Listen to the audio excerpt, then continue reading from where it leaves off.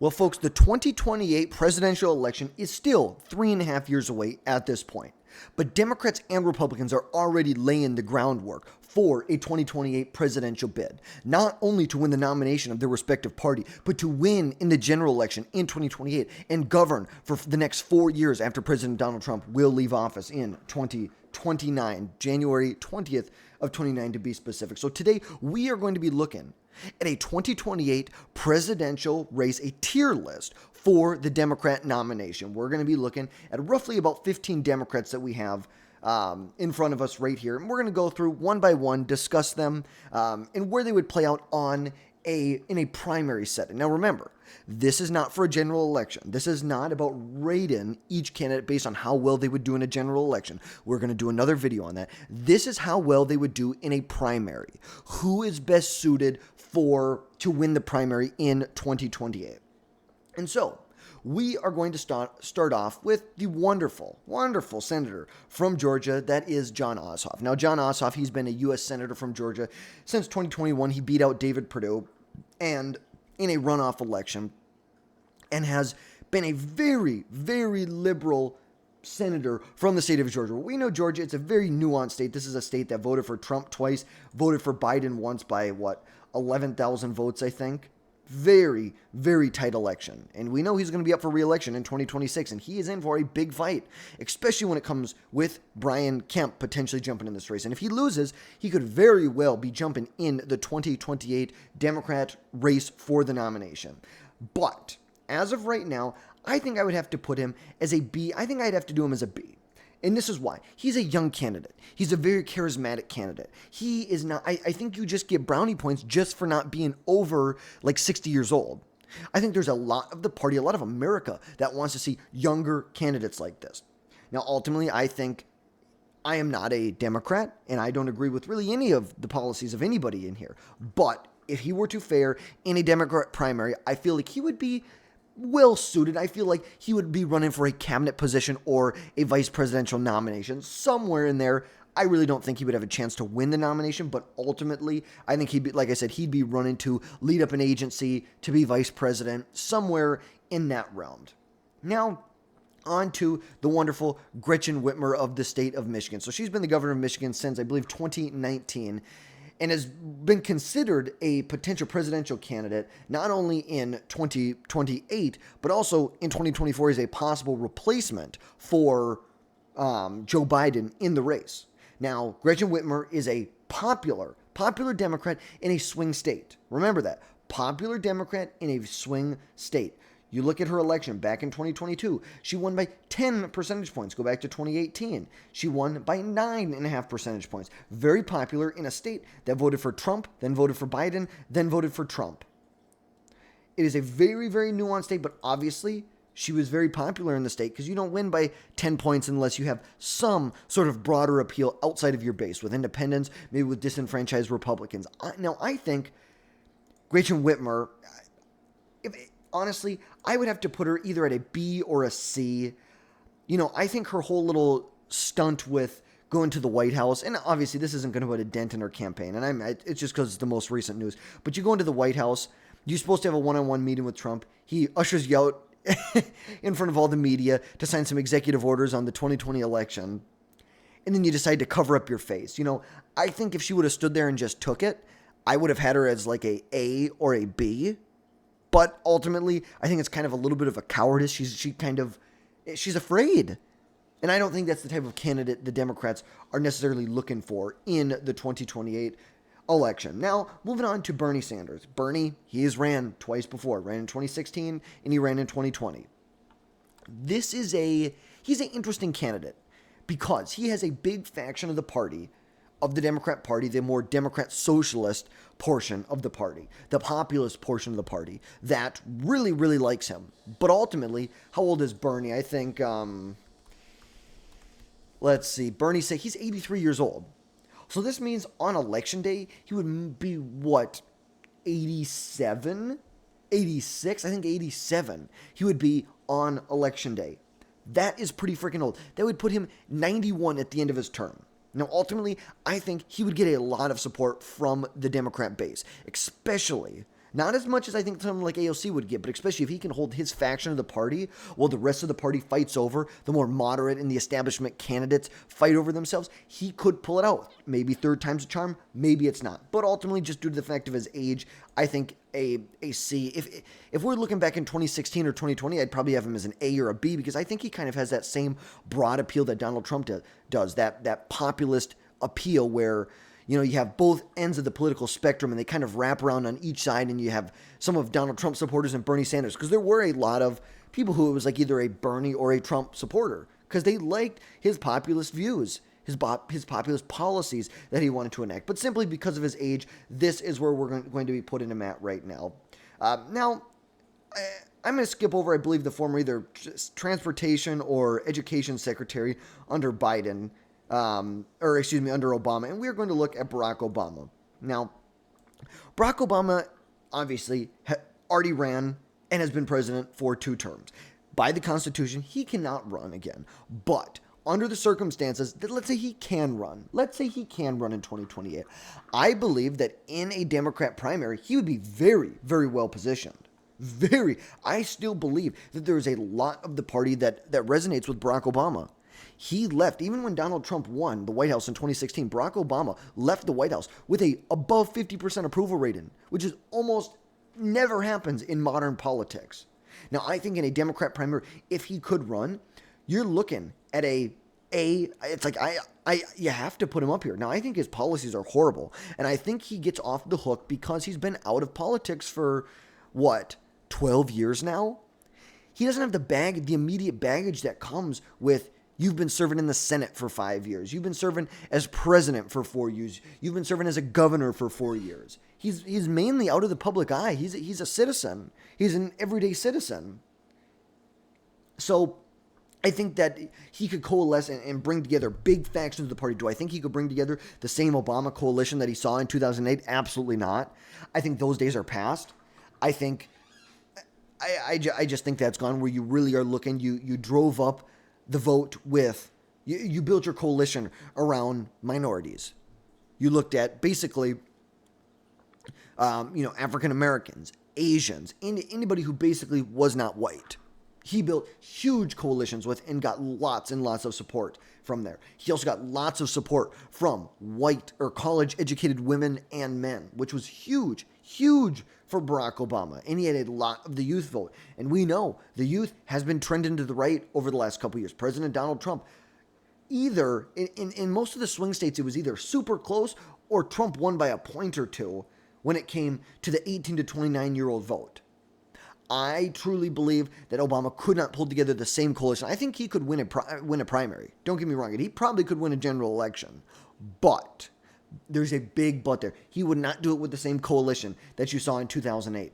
You're not going to have the coalition where you're winning places like Iowa, Indiana, Ohio, Florida, Nevada. You're not winning by 12 points. Maybe you win it by a point or two, but it has been trending to the right for some years now. Look at this. You're winning the 2nd congressional district in Nebraska. These are some big victories. And look at this. You're winning Michigan by 16 points. Wisconsin by 14 points. Pennsylvania by 10. New York by 26. California by 25. You win North Carolina. You win, Virginia not as much anymore. You win just huge states. And look at this.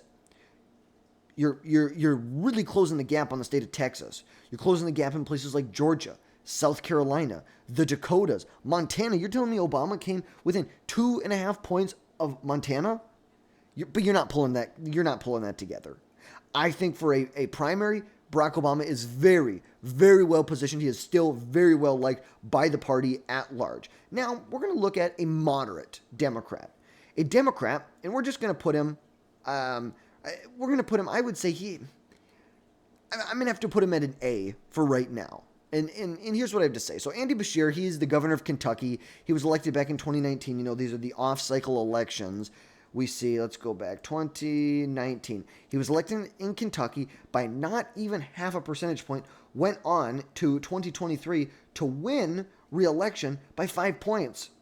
Remember, this is a state that voted for President Donald Trump by 30 points.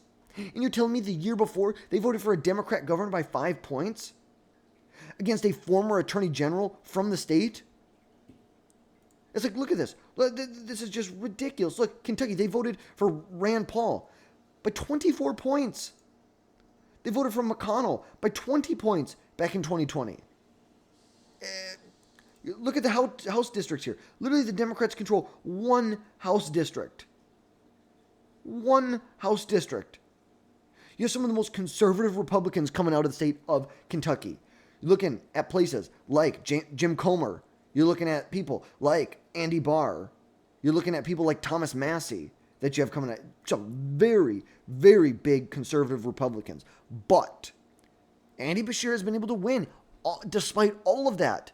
And he was on the short list to be VP in 2024 and was seen as really a potential replacement to Joe Biden before he withdrew. Now, this is my thing. These Democrats are lethal, like Beshear, who know how to win in deep red states. That is the most lethal type of Democrat. But ultimately, this is where I think for a primary, I think if there's such a big faction of the party that is anti-establishment, mainstream Democrats, they want more of a firebrand. They want somebody Bernie Sanders. They want an AOC. I have a hard time seeing him pulling in kind of the AOC faction of the party. But if you're just talking about everyday Democrats, your grandfather's Democrat Party, Andy Beshear is pulling them together. I think he could cobble together a lot of support. And actually, the only issue would be is name recognition. He does not have the name recognition of some of these other governors. But we know that even though he won in a state that voted for Trump by 30 points, he was one of the most popular Democrat governors in the United States, according to a recent Morning Consult poll. Like, if that's not enough speculation to say he might throw his hat in the ring in 2028, I don't know what is. You one of the most popular governors in the country. You won in a state Trump won by 30 points. You expanded your margin of victory, and you were shortlisted for VP in 2024. I think you've got what it takes right there. Now, Wes Moore, I'm not a big fan of him. Let's just put it that way. To put it lightly, I don't even think he should be in this list right here. I don't think I need to go any further there. I think he's an inexperienced governor that I just don't think he's going to have the support within the Democrat Party that would be needed to run a successful primary against anyone else. I feel like, even someone like Rahm Emanuel would do better. And I don't think he really has a shot. Like, if I'm being 100% honest with you. Now, might as well talk about Rahm Emanuel. I think Rahm Emanuel, this is a D.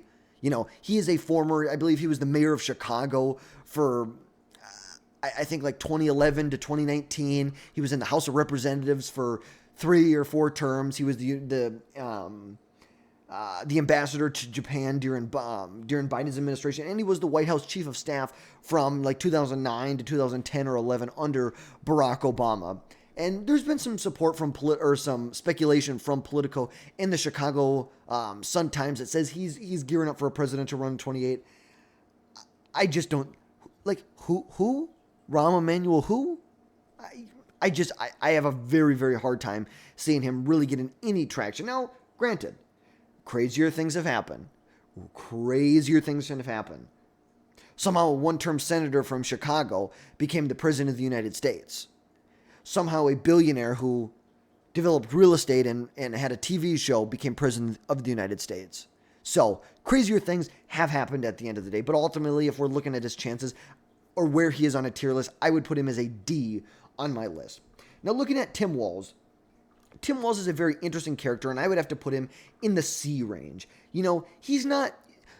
There aren't like middle of the ground things for Tim Walz. They're either super good... From a Democrat's perspective, there are a lot of super good things, and there are a lot of super things that are not great about Tim Walz. When you're looking about the things about Tim Walz that people do like, especially the Democrats from Minnesota, they like him because he got stuff done. He has served as the governor from Minnesota since 2019, and he was Kamala Harris's running mate. Now, he has been going around the country since their loss, really trying to rally support for Democrats, going to small towns, going to local Democrat chapters, and holding large rallies. It's like we're talking a few thousand people, but he was also very, very critical of the Democrats, what they did in 2024, how the race was run, And I'm not surprised that Walz's name is on this list. I think we were kind of all surprised when he got the nominee, but also I think he's kind of just a little bit of a bumbling moron. The guy is talking about he makes friends with school shooters.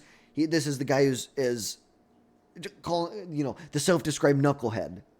I think he can be a not pragmatic, a charismatic character, but ultimately I think it's just all fake. I think he is so. I just think there's better candidates. If the type of, it's almost like Ron DeSantis, where Ron DeSantis and Trump were in the primary. Ron DeSantis is trying to get the same type of voters that Donald Trump was, but they're choosing Donald Trump over Ron DeSantis. I feel like Tim Walz is kind of in that same boat on many fronts. I feel like he has some appeal to more of the moderates in the party, but he also has appeal to more of the left wing of the party, and I just feel like they have better options. The moderates have better options in people like Josh Shapiro or Andy Beshear. Meanwhile, you go far to the left, they have better candidates in the sense of AOC or Gavin Newsom, who I think are just better candidates in general than Tim Walz. That's just my thoughts on it right now. Now, Stephen A. Smith, a very, very interesting character. Very interesting character. The way that the primary would have to go is they would have to be pulling a Donald Trump. Because Stephen A. Smith is a television personality. I think he's on ESPN. And he stated back in November that after the election that he would consider running, and that if he had a reasonable chance of victory, he feel like he would jump in. He says that he has no chance but to consider it. And ever since then, he's made comment after comment that shows that, hey, he's looking to jump in this race. He would definitely entertain the idea of jumping in here. And now he says because he doesn't want to, it's because, he needs to. You don't need to do anything, dude. It's because you want to elevate yourself. And I get it. Who doesn't want to elevate themselves? But he's, average polling right now has him around 2%. I think he's a wild card, to be honest with you. I think that he could either just be a complete flop or he could come out. I'm going to take that back. He's not going to pull a Donald Trump. He's not. I think if you're actually looking at candidate quality, I got to put him in the same category as Rahm Emanuel at like a D. I don't even know what his policy positions are. And maybe that doesn't matter. Maybe it doesn't matter. Because Trump has flip-flopped on a lot of things over the years, the last 20, 30 years. So does it really matter? To some voters, it's like that just doesn't matter to them. They like that personality. That's what they're in it for. They like the person who's fighting for them. Even if they don't agree with every step they make, they like the person who's fighting for them. And I feel like he could be that candidate. But ultimately, I just don't know if that's where the Democrat Party is as a whole. Now, Ruben Gallego, he's a senator from Arizona. I don't think he's going to run. I think it's a kind of a dumb idea to even entertain him running. If I'm just being honest, the only reason he still is in the Senate is because he ran against Kari Lake in 2024. That is literally it. Now, he's been in D.C. for about a decade now. He was a congressman for 10 years, and now he's a senator there. And he won in a battleground state, and you got to give him some credit, but ultimately you ran against Kari Lake, so the bar wasn't really high. And, you got to give him credit. He did outpace Harris in Arizona. Harris got 46% in Arizona, while Gallego got just over 50%. He ran ahead of the top of the ticket by about 4 percentage points, which he performed pretty well with Latino men, a key demographic that Democrats across the board have struggled with, where Donald Trump has received a lot of support. You want to talk about Latinos shifting towards the Republican Party. Look down here, and we're going to actually go by the presidential race. Look in Florida. Look at Miami-Dade. Look at Broward County. Look at Palm Beach. Let's go back to 2000 when Bush won the election. And now, granted, Florida was close. But let's go back to when this was and we don't even have the data for Bush. But look at this. Even when Clinton won, and I guess you split the vote, so that's not a great one. But look at this. Clinton ran again. Look, you're winning Miami-Dade, 20 points. Broward County, 35 points. Palm Beach, 25 points. Same thing. These are solidly blue. Solidly blue. Even in 2016, these were solidly blue. But look at this, 2020. Whoa. Miami-Dade, 7.5. Palm Beach, 12. Look at this, a flip. You go from a 7-point Biden county, you could say a 30-point Clinton county to an 11-point Trump county. This huge, heavy Latino support here. Same thing with Texas. You look down here at these border counties. Look at this. Even just go back to 2020. Look how blue this map is down here. These are like 70, 80% Latino counties down here. Voted for Biden. Look, go back to 2016 when Trump won. These were solidly blue. Look at this. You have barely Democrats are sweeping by in some of these, but Republicans flipping a number. Look at this. 16-point advantage, 22-point advantage when this was a 32-point advantage for Clinton. Talk about a flip, and that just has to do with the Republican Party. I don't want to say pandering, but doing what they can to bring more voters into the camp. But ultimately, Ruben Gallego, I don't think he has a shot. I don't even see him jumping in this race. I think it would kind of be idiotic. Now, Pete Buttigieg, he's kind of an interesting character.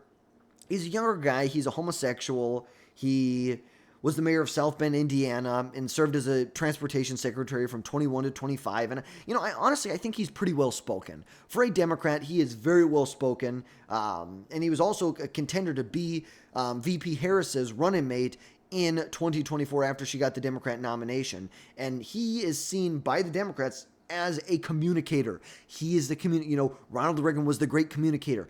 And I'm not trying to compare Pete Buttigieg to Ronald Reagan by any means.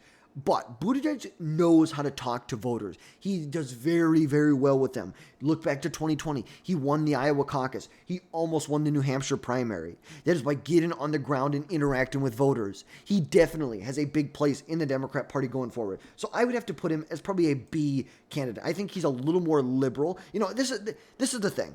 I think if the Democrat Party is going to win, I think they need to move their party as a whole culturally and economically more to the center. They have run too far to the left. And I feel like Buttigieg is more to the left than say someone like a Andy Beshear or someone like a Josh Shapiro.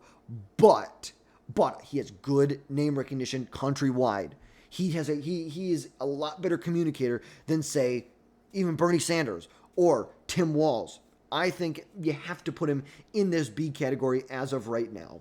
Now, I'm going to wait to do Kamala Harris towards the end, and I'm going to wait to do AOC till the end too. Cory Booker, can I give this guy like a, what's below an F? This guy is freaking nuts. Like if we're being 100% honest, this guy is kind of a little kooky. He got up and talked for, 25 hours? 25 hours he talked on the Senate floor for basically no reason. Basically no reason. He wasn't filibustering anything. He wasn't holding up any legislation. And he decided that he was going to talk for 25 hours and rant about how Donald Trump is destroying democracy. He wasn't filibustering anything. And Cory Booker is the exact picture of the modern Democrat Party right now. All performance, no substance. It's a theatrical performance. And this is just par for the course for the modern left. They don't want to push for debate. They want to push for their moral posturing that they are on this high hill, that they're just better than you. And if you don't agree with them, you're not just against them. You're not just wrong. You're evil. You're racist. You're sexist. You're destroying democracy. You're a threat to the Constitution. This is the same energy that you could say fuels climate protesters that decide to glue themselves to a road while big Democrats, the billionaire Democrats, are flying private jets to the climate summits and have a larger climate or carbon footprint than most Americans will have in a million years if they could live that long. I think he's a horrible candidate. He would just do terrible. I think the guy's just kind of kooky. Go look at a picture of him. Look at his googly eyes. The guy's just kind of a little nuts. Now, John Fetterman, it's interesting. We had a brain-dead president from 2020 to 2024, and they wouldn't admit it. And now all the truth is coming out that we did have a brain-dead president for that long. Now we can look at a senator who, he had a stroke. He has mental issues, and not mental issues as in like a mental illness, but in the sense that he has brain damage from the stroke that he had. He has serious brain damage, but ultimately, I consider John Fetterman to be like the Democrat troll in chief, and not trolling to just troll the Democrats or troll the libs. I just think that that's just kind of who he is. He likes to troll, even though he might agree with some Democrats on things, and he is a Democrat. I think he just likes to troll. I don't think he's a serious candidate, but I think he would actually do a halfway decent in a primary. Now, it's going to depend on who's all in the race, but I think he would really, posture himself as this moderate. Huge support for Israel. He wants to destroy Hamas. There's a lot of things that he's from Pennsylvania. He's willing to work across the aisle. Now, he's never going to be that guy who, the Democrats need one vote, they're counting on him, and he votes against them. He's not going to be that guy. But let's say the Republicans are passing a bill, and they actually don't need the support. He's just going to tack his name on there just to show that he's kind of this pseudo-moderate. But I'd put him in the C category as of right now. Now, Josh Shapiro, prayers go out to him and his family because it's really unfortunate what happened. That just the most asinine thing happened where this guy threw some Molotov cocktails into his house. The damage was just so extensive. It was terrible. Hopefully, everything is okay with him. But he is the governor from Pennsylvania. Now, look at this. This is a state Trump won by less than a percentage point. This is a state where the senator, he beat out Bob Casey, Dave McCormick, by 1/4 of a percentage point. At the same time, now granted, not the same election, but at the same time, when Josh Shapiro won his race by 15 points, now you can talk about candidate quality with Doug Mastriano. I get it. I agree with you, but he won by 15 points. He won by 15 points. Now, granted, this was a pretty strong Democrat seat before, but he still won by a huge, huge margin in a election that was, actually halfway was supposed to be good for Republicans, then didn't turn out to be great for Republicans. You saw across the board Democrats winning in these battleground states. You had one battleground victory flip, you could say here. But ultimately, when it comes to Josh Shapiro, I think he would be a very, very good candidate. But here's the issue. He is going to be like Beshear. He is going to be that middleman. He is more of your moderate. But he is way more openly Jewish than someone like Bernie Sanders or John Ossoff. John Ossoff has betrayed the Jewish community in Georgia. There are Jewish leaders in Georgia that are openly calling for Brian Kemp to run against him and beat him and saying, hey, Brian Kemp, you will have a friend in the Jewish coalition in Georgia.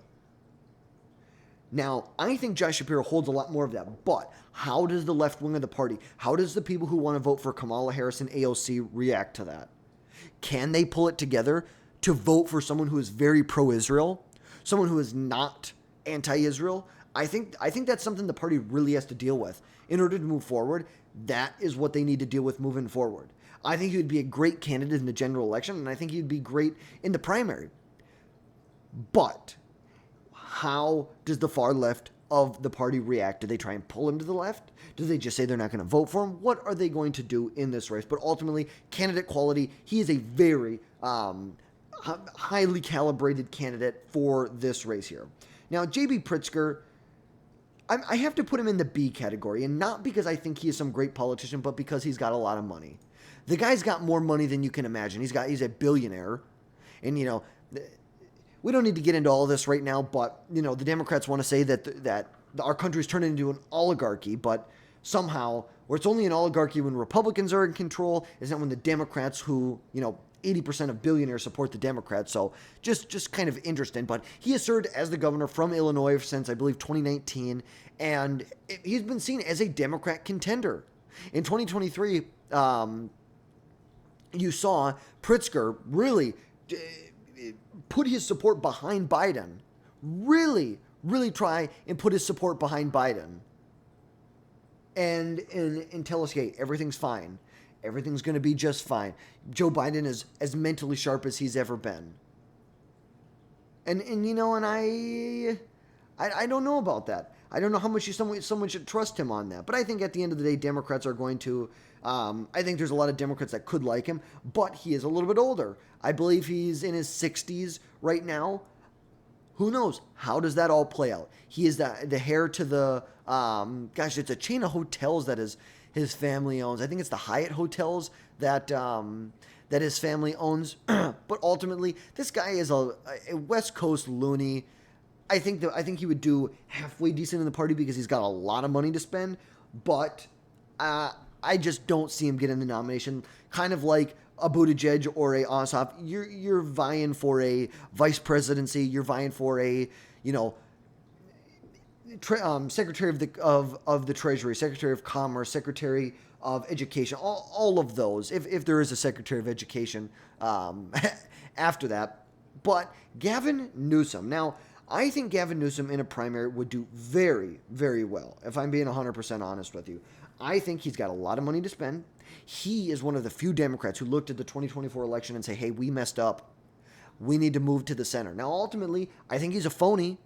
I think that his move to the center is solely to get elected. He's not actually moving to the center, because the second he gets elected, he's going to go far left like he did in California. He's going to open up Medicare or Medicaid to illegal immigrants, and now he's asking the federal government for what, $6 billion in loans just to get them through half of the year to pay for illegal immigrants on Medicare in the state of California. What a joke. The guy couldn't balance a budget if his life depended on it. But ultimately, he has been laying the groundwork. He saw how conservatives met with their audiences on these alternative media platforms. He started his own podcast. He's talking. He's working across the aisle, talking with conservative influencers. I think that is a lot of groundwork. And at the end of the day, he's got a lot of money to spend. He's a businessman before this. He's got money to spend in this race, and he is desperate to be president. He is very, very desperate to be president. There is nothing more that Gavin Newsom wants to be than president of the United States. And I think he would do anything it takes, even if it means selling out his soul. I think he would do it. And I think he would do very well in a Democrat primary. Now, AOC, I'm gonna emphasize this one more time. This is not about the general election on how these candidates would perform in the general election. This is about how they would perform in a primary. AOC, I have to put as she is top of the line.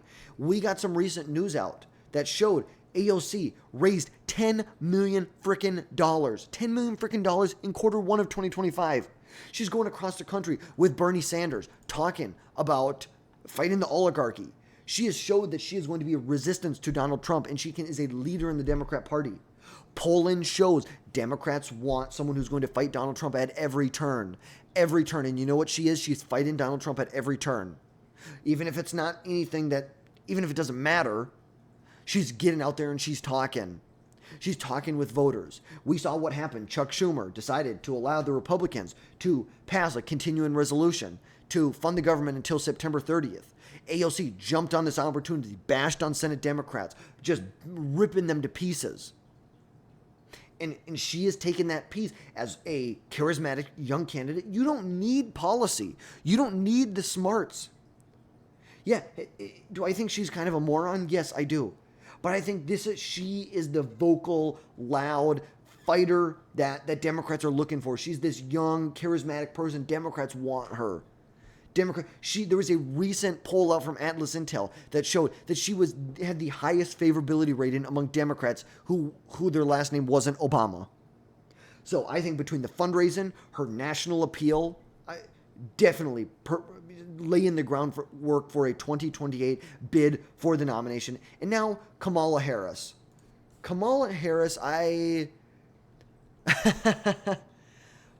What do we have to say about Kamala Harris? Obviously, the big loser in 2024. The big theory behind Kamala Harris, and I'll just come out and put this: I think she would be a B. I think she should run for the governorship in California if she really wants to win. Even though I'm not in the mood of giving Democrats advice that would help them, I think she should run for California because that'll be better. The Republicans want her to run again. It is the dream of Republicans that she's the nominee again, so they can rip her apart for another, election cycle. The theory behind Kamala Harris being a formidable candidate in this race has to do with the fact that they believe that if she was in the race longer, that would mean she would be able to coalesce more support. She would be like a sword that has been sharpened by iron. The primary process would really sharpen her. I don't think it would. I think she would fold like a paper tiger, if I'm being 100% honest with you. I do not think she would fare well in a primary. I think, because she was the nominee, I think she'd fare better than if she wasn't the nominee in 24. But ultimately, I don't think voters want her again. Even though the polling says that right now, I think let's get closer to election. Let's get closer to the primaries, and let's see where you guys are at. She's an empty suit. But Barack Obama was an empty suit too in 2008, but somehow he got elected. But I don't think she is as charismatic. I don't think she's well put together. She is as well spoken. I don't think she can build the coalition that's needed in order to win. We saw she refused to put separation, to put daylight between her and Biden. And now we know why. Because Biden basically made her beg for the endorsement and said, no daylight, kid. No daylight. No daylight between the two of us. Not going to happen. So I think she would be I think it would just be embarrassing because she'd lose. But honestly, as of right now, I think you're either looking between AOC or someone like an Andy Beshear or Josh Shapiro. You're either going to the left or you're going to the center. Andy Beshear, Josh Shapiro, I think Josh Shapiro. I think that if I had to pick a moderate, I'd pick Josh Shapiro. If I had to pick a more left-leaning candidate, I would pick AOC. So let me know your thoughts down below. How do you rate my prediction right here? How do you rate my tier list? Do you think this is a good tier list? What would you change about this tier list? Let me know your thoughts down below. As always, smash that subscribe button. That is the best way to help my channel grow, to help us reach new and new audiences so we can get you the most up-to-date facts and coverage and analysis of what's going on in the world every single day. So I appreciate you guys sticking around for 36 minutes. Actually, right now, 36 minutes in. We appreciate you sticking around. We will catch you next time, folks.